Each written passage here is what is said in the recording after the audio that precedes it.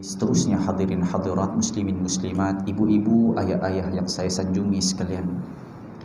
Alhamdulillah, bersyukur kita ke hadrat ilahi, limpahan kurnianya, inayah, taufik dan hidayah, dapat sama-sama kita berhimpun, kita berkumpul di malam yang mulia, antara malam yang diistijabkan doa seperti mana kata Imam Asy-Syafi'i rahimahullah. Bahkan malam ini juga merupakan malam yang ditekuni oleh baginda sallallahu alaihi wasallam dalam beramal ibadat, sehingga kan Siti Aisyah radhiyallahu taala anha ketika mana melihat panjangnya sujud baginda seakan-akan annahu qad qubida, seakan-akan baginda telah dicabut nyawanya. Begitu khusyuknya baginda sallallahu alaihi wasallam. Muslimin muslimat, hadirin hadirat yang dikasihi sekalian, seperti mana imam kita bacakan doa pada maghrib tadi, Allahumma barik lana, ya Allah berkatilah kami di dalam bulan Sya'ban, wa ballighna Ramadan, sampaikanlah kami pula ke dalam bulan Ramadan. Inilah di antara doa yang warid daripada para ulama dan salafus salih, sehingga kan sebahagian mereka menanti-nantikan Ramadan itu sehingga 6 bulan sebelumnya. Begitu dahsyatnya. Maka kita melihat pada malam ini berkaitan dengan Sya'ban. Sya'ban merupakan bulan yang amat dimuliakan oleh Allah Subhanahu wa taala. Bahkan bulan Sya'ban ini juga adalah bulan yang sangat-sangat diperhatikan, sangat-sangat dipedulikan, diambil beratkan oleh baginda sallallahu alaihi wasallam. Kerana apa tuan-tuan? Kita dapat saksikan sendiri di dalam sebuah hadis yang diriwayatkan oleh Imam Al-Bukhari. Bahkan Siti Aisyah radhiyallahu taala anha pernah menceritakan, lam yakunin Nabi sallallahu alaihi wasallam yasumu syahra. Baginda sallallahu alaihi wasallam tidak pernah berpuasa yang begitu banyak, aktsaru min Sya'ban, lebih banyak daripada bulan Sya'ban. Makna kata antara bulan-bulan yang baginda sallallahu alaihi wasallam berpuasa tidaklah mengatasi daripada bulan Sya'ban. Fa innahu kana yasumu Sya'ban kullah.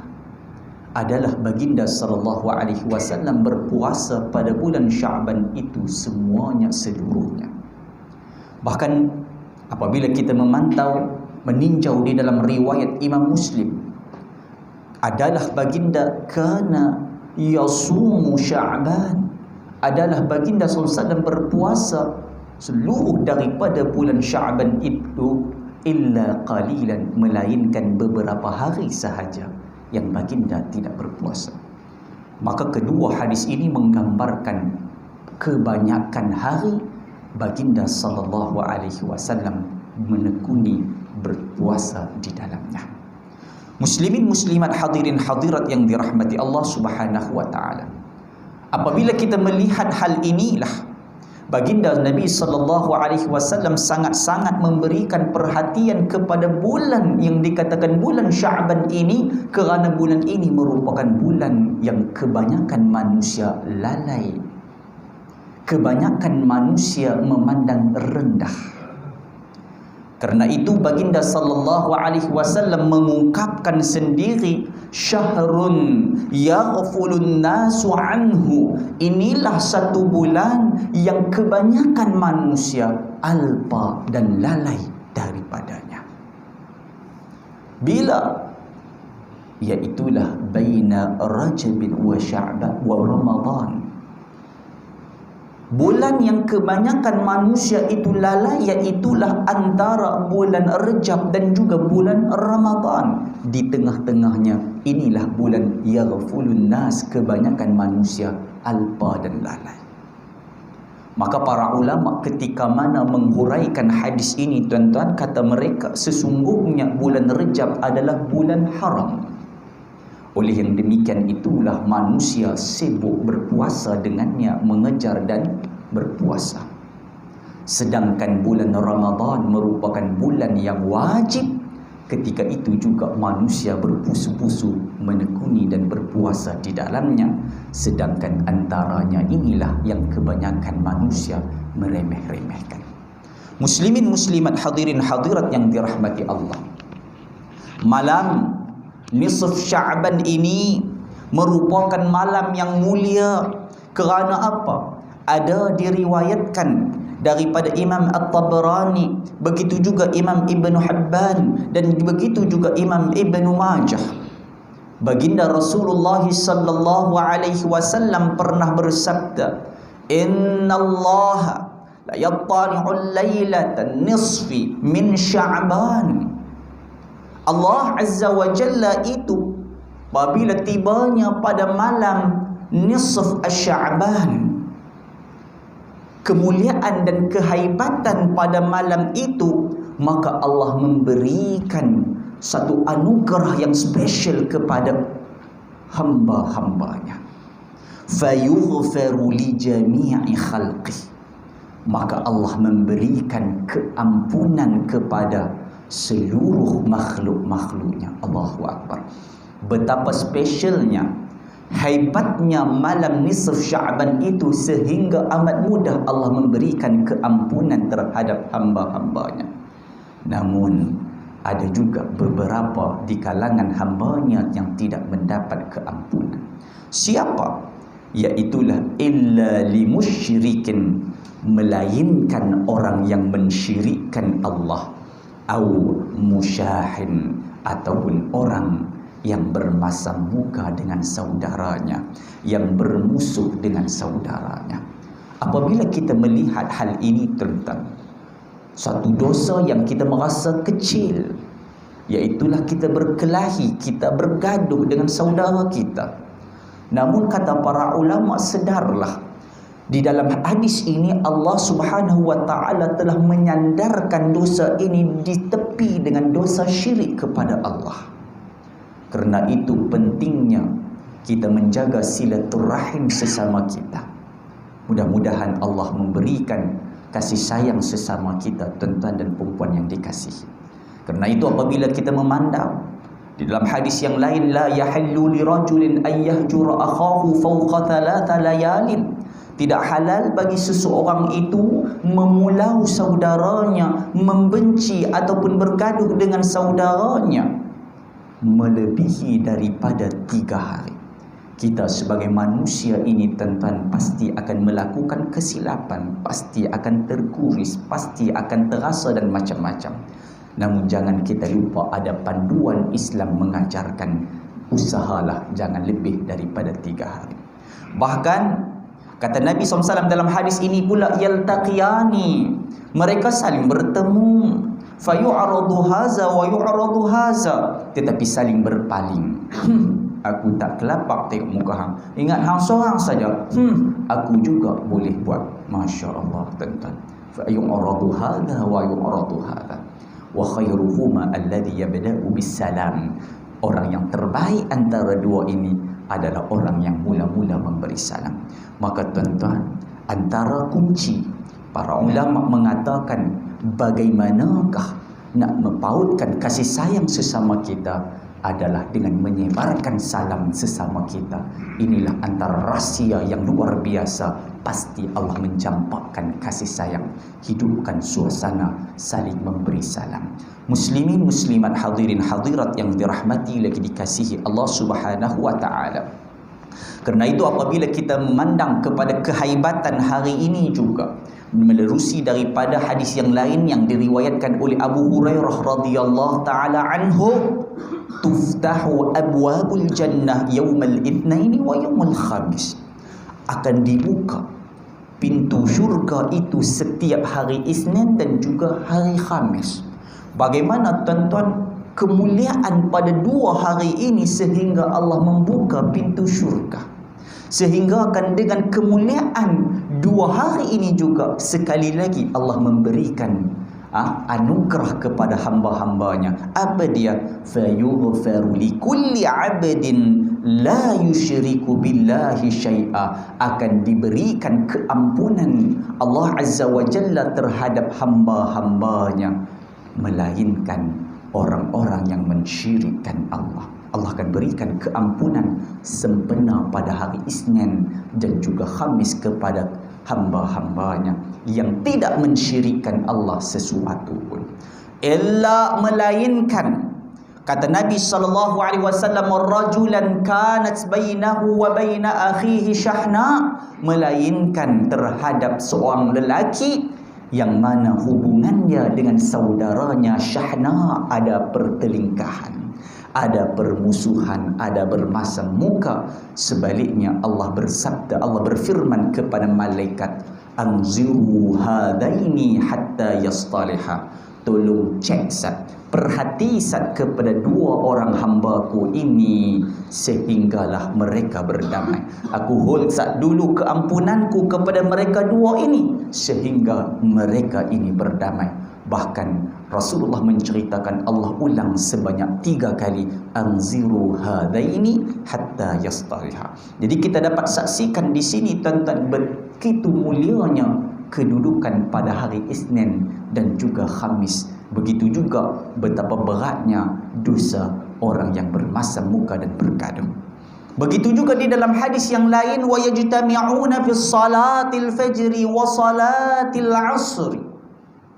Bagaimana Rasulullah menggambarkan kepada kita sesungguhnya amal ibadat yang dilakukan oleh kita sebagai hamba Allah ini bukan hanya setiap tahun, bahkan setiap hari diangkat bertemu dengan Allah.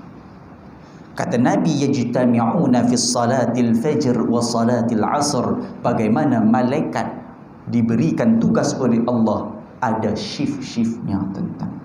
Malaikat pertama yang datang pada waktu subuh menjaga amalan hamba Allah sampailah di waktu asar, maka dia pula naik membentangkan amalan itu di hadapan Allah.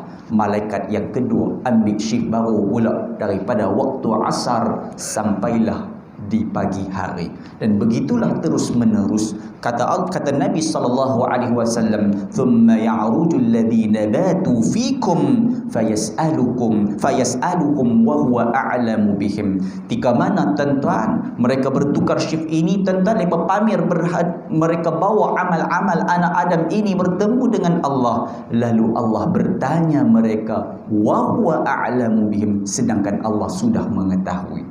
Allahu Akbar. Bagaimana sistem yang Allah Subhanahu wa taala nak tunjukkan kepada kita tentang begitu hebat. Allah bertanya kepada malaikat itu, kaifa taraktum ibadi, macam mana hamba meninggalkan hamba-hambaku tadi? Waktu hang sampai ke aku, macam mana hang tinggal mereka tadi? Maka malaikat itu pun berkata, taraknahum wa hum yusallun, kami tinggalkan mereka tadi ni dalam keadaan mereka sedang sembahyang subuh ataupun sembahyang asar. Wa atainahum wa hum yusallun, dan mula-mula kami pergi kepada mereka tadi dalam keadaan mereka juga sembahyang subuh maupun asar. Makna kata tuan-tuan, bagaimana kata ulama, ketika mana sembahyang subuh dan asar ini penting, kerana disitulah malaikat akan menyatakan di hadapan Allah, waktu aku sampai kepada dia, dia sedang sembahyang. Waktu aku meninggalkan dia, dia juga dalam keadaan sembahyang. Muslimin muslimat hadirin hadirat, bagaimana kaitan salat asar juga antara salat yang sangat-sangat mulia, sehingga Allah bersumpah dengan asar litahafutin nas, kerana kebanyakan manusia terluput kerana kesibukan dunia dan sebagainya.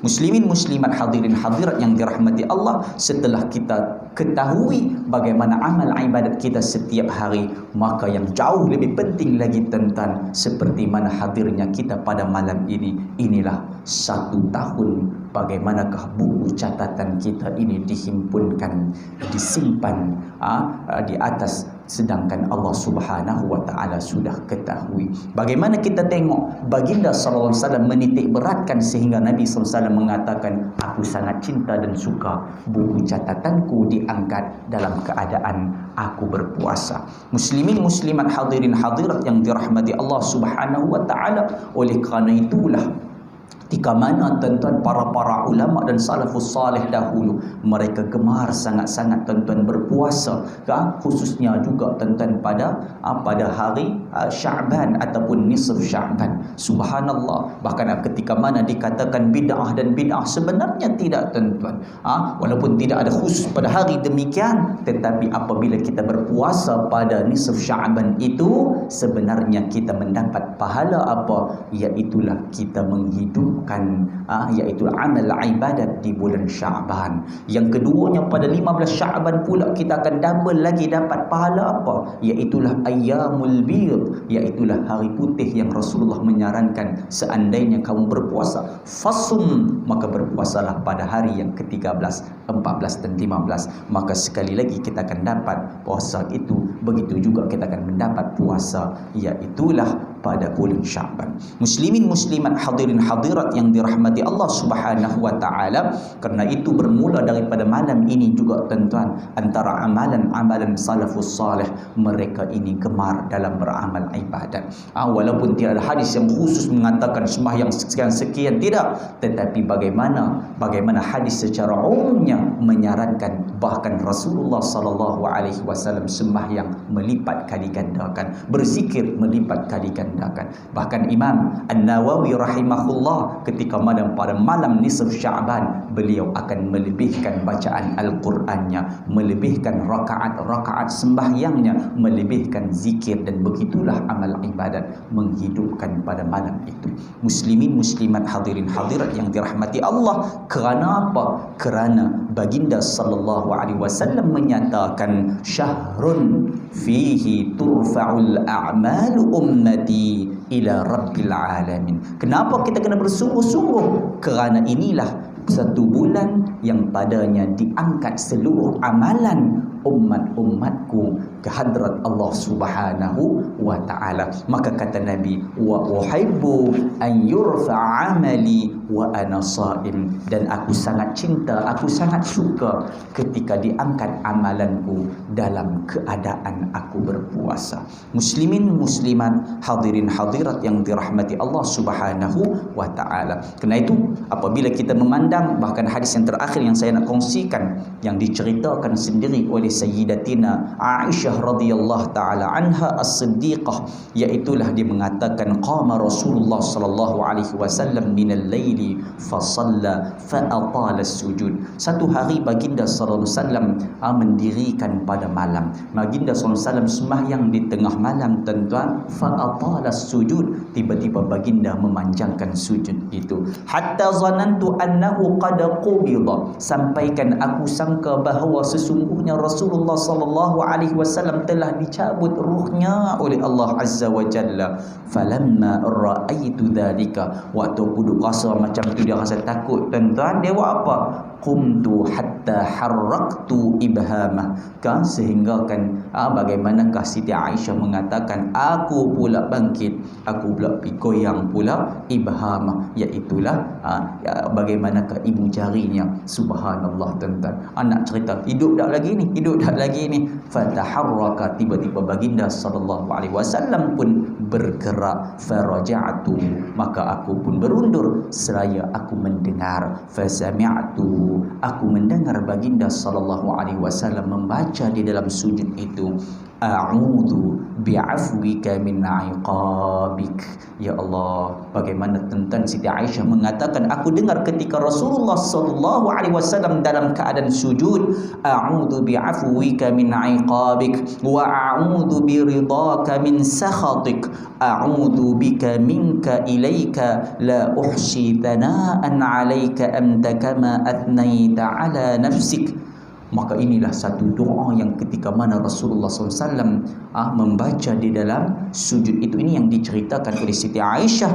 Falamma rafa'a ra'sah, ketika mana Rasulullah mengangkat kepalanya daripada sujud, wa faragha min salatihi, sehingga selesai salatnya, barulah Rasulullah berkata, ya Aisyah, wahai Aisyah, atadrina ay lailatin hazihi, hantau dah malam apakah ini?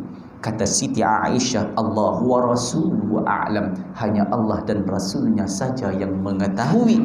Kata Nabi SAW, hadhihi lailatin nisfi min Sya'ban, inilah malam daripada nisf Sya'ban, tuan-tuan. Innallaha azza wa jalla yattali'u ala ibadihi, yang mana Allah Subhanahu wa taala memberikan kepada seluruh hamba-hambanya pada malam nisf Sya'ban ini.